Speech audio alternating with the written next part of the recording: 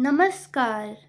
आप सभी का एक बार फिर से स्वागत है हमारे चैनल दुर्गा भक्ति मार्ग में। सबसे पहले आप सभी को मेरा प्रणाम। आप सभी का स्वागत है इस पवित्र और दिव्य पाठ में।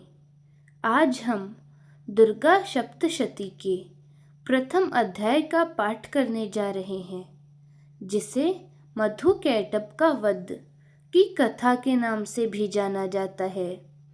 यह कथा माँ दुर्गा की अद्भुत शक्ति, उनकी माया और उनके चमत्कारों का वर्णन करती है।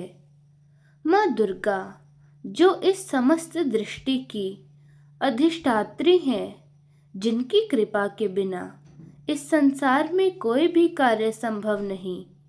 आज हम इन्हीं की शरण में बैठकर सच्चे मन और पूर्ण श्रद्धा के साथ इस पावन कथा का श्रवण और पाठ करेंगे।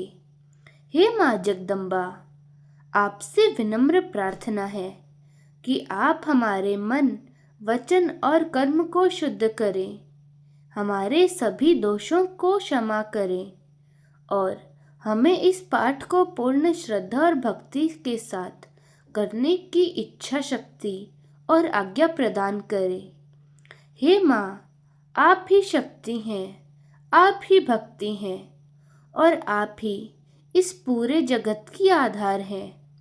आपकी कृपा से ही यह सृष्टि चल रही है और आपके आशीर्वाद से ही हमारे जीवन में सुख और शांति बनी रही है।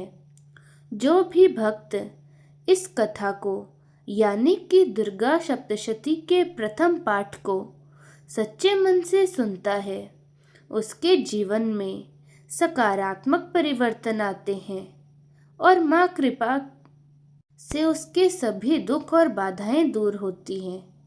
तो आइए अब हम सब मिलकर माँ दुर्गा का स्मरण करते हुए पूरी श्रद्धा और विश्वास के साथ माँ दुर्गा सप्तशती के प्रथम अध्याय का पवित्र पाठ का आरंभ करते हैं।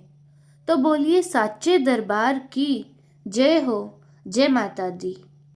एक समय की बात है, जब सृष्टि का प्रारंभ हुआ ही था। उस समय भगवान विष्णु क्षीर सागर में शेषनाग की शैया पर योग निद्रा में सो रहे थे। उसी समय उनके कानों के मैल से दो भयानक राक्षस उत्पन्न हुए, जिनका नाम था मधु और कैटभ। ये दोनों शक्तिशाली और क्रूर राक्षस थे। जब वे उत्पन्न हुए तो उन्होंने चारों ओर देखा और ब्रह्मा जी को कमल के आसन पर बैठा पाया। ब्रह्मा जी उस समय सृष्टि की रचना करने वाले थे, लेकिन भगवान विष्णु की गहरी नींद में थे, इसीलिए उनकी रक्षा करने वाला कोई न था। मधु और कैटभ ने ब्रह्मा जी को देखकर उन्हें मारने का विचार किया। ब्रह्मा जी यह देखकर बहुत भयभीत हो गए। उन्होंने सोचा कि भगवान विष्णु ही केवल उनकी रक्षा कर सकते हैं, लेकिन वे तो योग निद्रा में सो रहे थे। तब ब्रह्मा जी ने भगवान विष्णु की आँखों, मुख, नाक, हृदय और अन्य अंगों में स्थित माया शक्ति यानी देवी योग निद्रा की स्तुति करना शुरू किया। उन्होंने देवी से प्रार्थना की कि हे देवी, वे भगवान विष्णु की नींद को दूर करें ताकि वे जाग पाएं और इन राक्षसों का संहार कर सकें। ब्रह्मा जी ने देवी की बहुत सुंदर स्तुति की। उन्होंने कहा कि हे देवी, आप ही सृष्टि की उत्पत्ति करने वाली हैं, पालन करने वाली हैं और संहार करने वाली हैं। आप ही भगवान विष्णु की योग निद्रा है। आप ही जगत की जननी है और आप ही सभी जीवों में शक्ति के रूप में विराजमान है। ब्रह्मा जी की स्तुति से प्रसन्न होकर देवी योग निद्रा भगवान विष्णु के शरीर से बाहर आ गई। जैसे ही देवी बाहर निकली, भगवान विष्णु की नींद खुली और वे जाग उठे। जब भगवान विष्णु ने देखा कि दो भयानक राक्षस मधु और कैटब ब्रह्मा जी को मारने के लिए तैयार हैं, तो वे तुरंत उनके साथ युद्ध करने लगे। यह युद्ध बहुत ही भयंकर था और बहुत लंबे समय तक चलता रहा। भगवान विष्णु और मधु कैटब के बीच हजारों वर्षों तक भयंकर युद्ध हुआ, लेकिन वे दोनों राक्षस बहुत बलवान थे और मरने का नाम ही नहीं ले रहे थे। तब भगवान विष्णु ने अपनी बुद्धि से काम लिया। उन्होंने उन दोनों राक्षसों की प्रशंसा करनी शुरू की।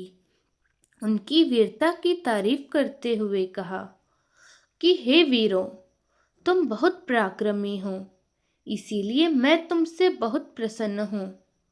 तुम मुझसे कोई भी वर मांगो। उनकी बात सुनकर मधु और कैटब गर्व से भर गए और बोले कि हम तुमसे वर नहीं मांगेंगे, बल्कि हम तुम्हें वर देंगे। तुम जो चाहो हमसे मांग लो।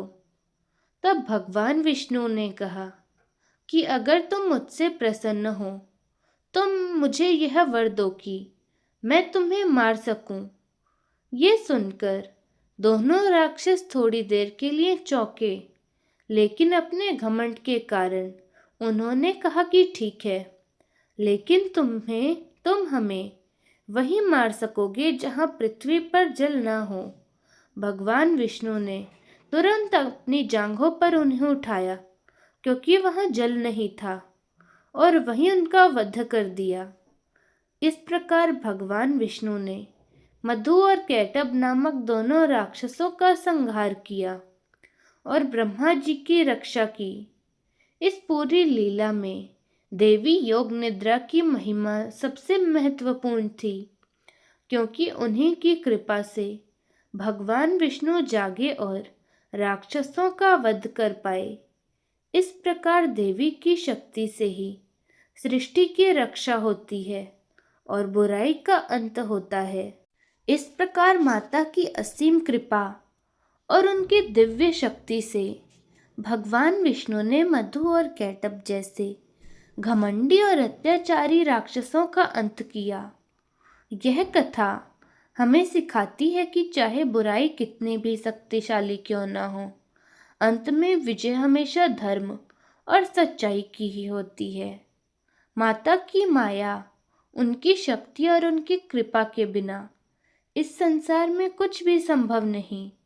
जब जब भक्त सच्चे मन से माता को पुकारता है, तब तब माँ किसी न किसी रूप में उनकी रक्षा अवश्य करने आती हैं।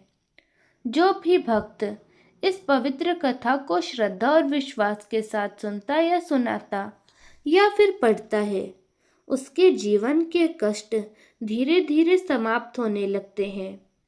उसके घर में सुख, शांति और समृद्धि का वास होता है और माँ की कृपा सदा उसके ऊपर बनी रहती है। माँ जगदम्बा की यह लीला हमें सिखाती है कि हमें कभी भी अहंकार नहीं करना चाहिए, क्योंकि अहंकार ही विनाश का कारण है। मधु और कैटब जैसे शक्तिशाली राक्षस भी अपने घमंड के कारण ही भगवान विष्णु के हाथों मारे गए।